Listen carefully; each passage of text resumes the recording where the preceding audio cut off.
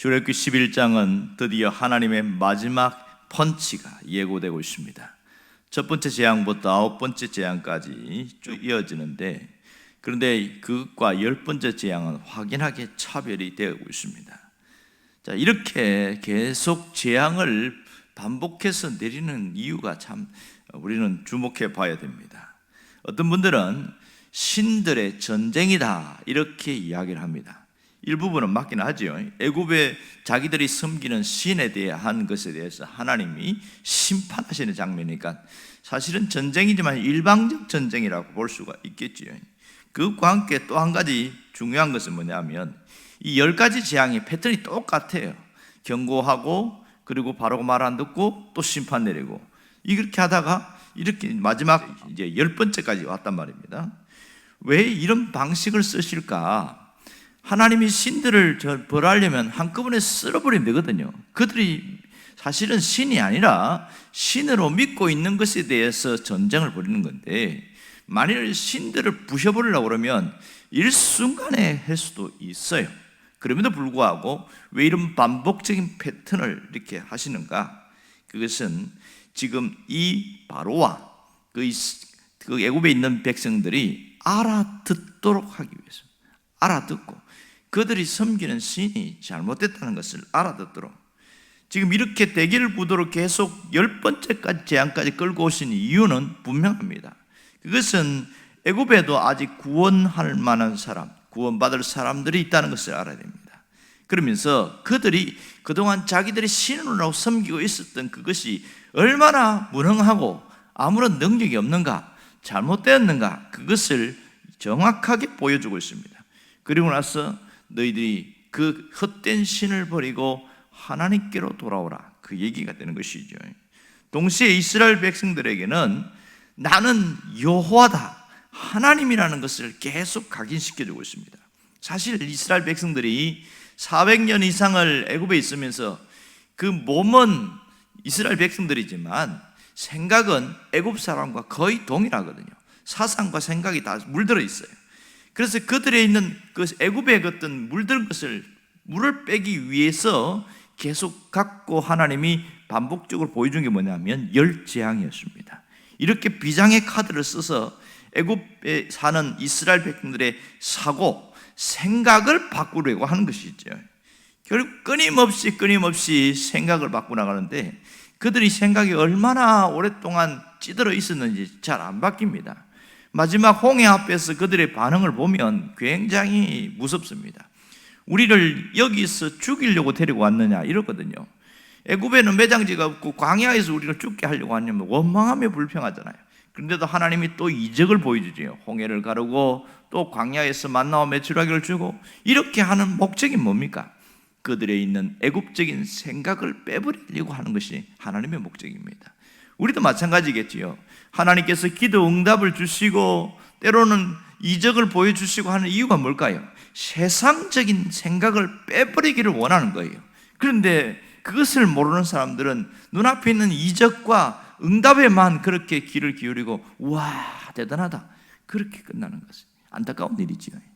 이 하나님께서 우리에게 은혜 주시고 우리에게 응답을 주실 때 왜 주시는가, 그것을 잘 기억해야 됩니다. 끝까지 하나님을 잘 섬기게 하려는 겁니다. 결국은 열 재앙을 통해서 하나님의 하나님 되심을 보여주고 있습니다. 하나님께서 이스라엘 백성들을 살리기 위하여 이러한 엄청난 일을 하는데, 마지막 10번째 재앙은 애굽에 있는 장자들은 다 죽고 가축도 죽고 그러나 이스라엘은 살아나더라, 그 얘기를 하고 있습니다. 그 얘기를 하는데 오늘 2절에 보면 굉장히 특이한 내용이 나와요. 2절 보면 백성들이 가서, 그 애굽 사람들이 가서 은금 패물을 요구해라 이렇게 이야기합니다. 지금 이들이 열재앙으로 지금 마지막 장자가 죽고 가축이 죽고 애굽 전체에 곡하는 소리가 끊어지지 않고 온 전체가 울음바다인데, 그 가서 그 주인들에게 가서 돈 내놔라고 그러고 그 다음에 금 내놔라고 그러고 뭐 패물도 내놔라고 그러고 그걸 요구하라는 거예요. 아니 지금 이 시간에 어느 시간인데 그걸 요구하라고 그럽니까? 한가한 시간이 아니잖아요. 한시라도 이럴 때 마음이 막 제발 가라, 바로 가, 귀찮다, 제발 가라, 이럴 때는 빨리 가야 되는데 그걸 안 하고 이렇게 은근 폐물을 요구하라는 것은 상당히 위험한 일이 아니겠느냐는 겁니다. 이렇게 이스라엘 백성들에게 은근 폐물을 요구하라는 이유가 뭐고, 또 가서 은근 폐물을 내놔라고 하는 이유가 또 뭐냐는 거예요. 자식이 죽어가고 하면 사람이 위로는 못할 망정 그렇게 염장을 지르거나 소금 뿌리는 그런 일은 하지 않아야 되는데, 지금 6절에 보면 이들에게 어떤 일이 벌어진지 보입니다. 애굽 온 땅에 전무후무한 큰 부러지점이 있을 것이다. 전무후무한, 얼마나 많은 곡하는 소리가 나타나는지 모든 집집마다 초상집 분위기다, 그 얘기를 하고 있습니다. 자식을 잃은 아비와 어미에게 인간으로서는 할 짓이 못 됩니다. 이런 것을 요구하는 것 자체가 인간의 도리를 벗어나는 것이죠. 그런데 여기서 왜 하나님이 은근 폐물을 요구해라, 가서 또 얘기해라, 왜 그럴까요? 이것은 하나님께서 이스라엘 백성들이 그 땅에서 수고하고 땀을 흘린 것을 결코 외면하지 않는다는 겁니다. 이것은 애굽에서 노예처럼 살아온 이것이 당연한 것이 아니고, 그들이 그 대가에 대한 것을 임금을 받게 하기 위한 것입니다.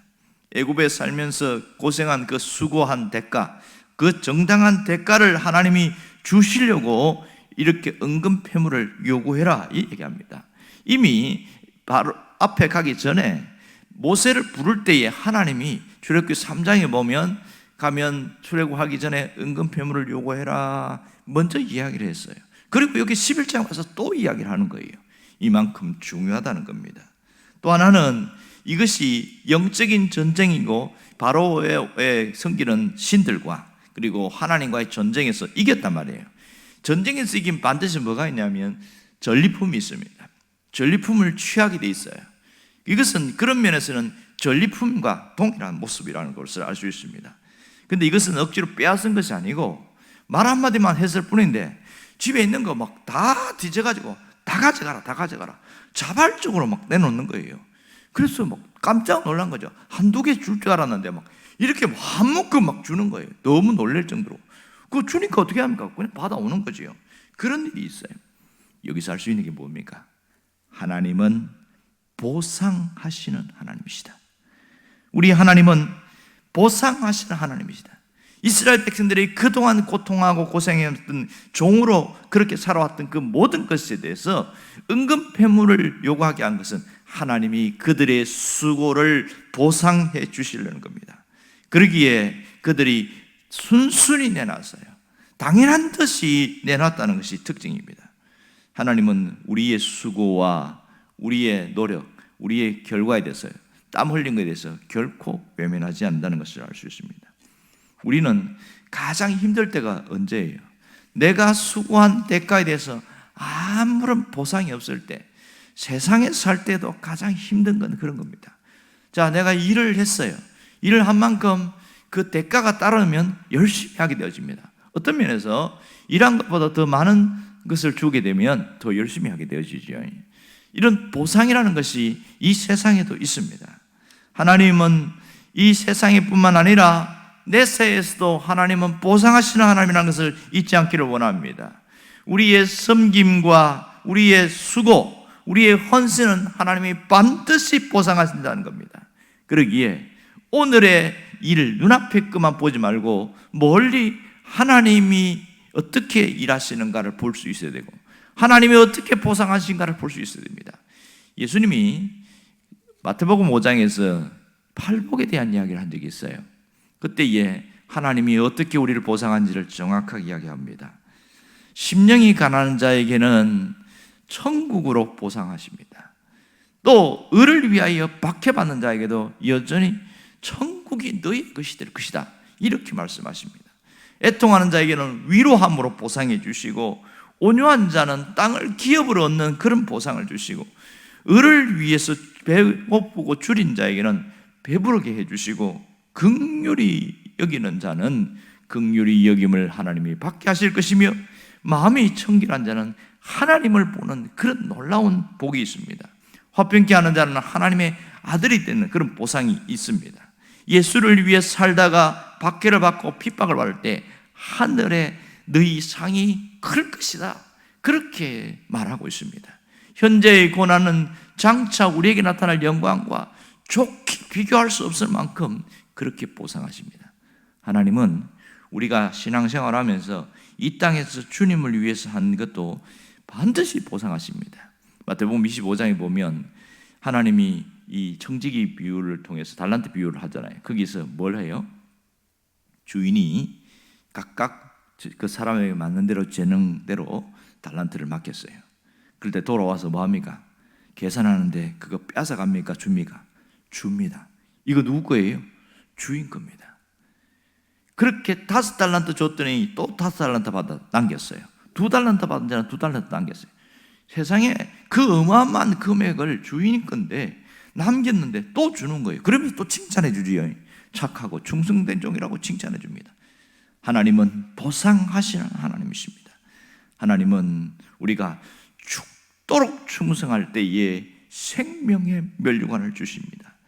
믿음의 선한 싸움을 싸고 끝까지 가게 됐을 때에 의의 면류관을 주시는 분이십니다.